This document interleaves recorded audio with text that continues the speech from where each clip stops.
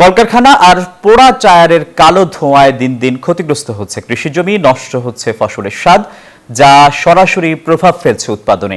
এ নিয়ে সাভার থেকে বিস্তারিত জানিয়েছেন সহকর্মী নাজমুল হুদা। এই মুহূর্তে রয়েছি ভাকুরতার হারুলিয়া এলাকায় এবং এখানকার যে বিষাক্ত টায়ার কারখানা রয়েছে, চারটি টায়ার কারখানা। এই টায়ার কারখানার মধ্যেই কিন্তু যে চাইনিজ সবজি চাষ হচ্ছে, সেই চাইনিজ সবজি এখানকার কৃষকরা বলছে যে এই যে টায়ার কারখানার কারণে বিষাক্ত হওয়ার কারণে এই সবজিগুলি এবং ফুলকপি বা অন্যান্য যেসব সবজি রয়েছে সেগুলো জীবাণু বহন করে। এখানকার যে টায়ার কারখানার কারণে সবজি উৎপাদন কিন্তু কমে যাচ্ছে। আমরা যদি এখানকার সরাসরি একটু কৃষকের সাথে একটু কথা বলতে চাই, এখানকার যে কৃষক রয়েছে তার সাথে একটু কথা বলতে চাই যে এই মুহূর্তে আমি আপনার সাথে একটু কথা বলতে চাই যে আপনাদের এই অঞ্চলে তো ব্যাপক ফসল চাষ হয়, কিন্তু এই যে আপনার চোখের সামনে যেসব টায়ার কারখানা রয়েছে এতে কি ক্ষতি হচ্ছে কৃষকের? কৃষকের পুরো ক্ষতি হচ্ছে।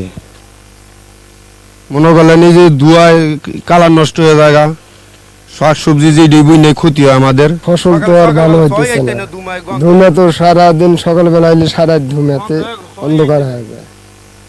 এই জন্য তো সবজি খেতে সমস্যা দেখা যাইতেছে। টায়ার কারখানা এখানকার দোষারোপ করছে এখানকার কৃষকরা এবং মানুষের জীবনের হুমকির মুখে এখানকার যেসব পুরাতন টায়ার পুড়িয়ে ফার্নিশ অয়েল তৈরি করছে।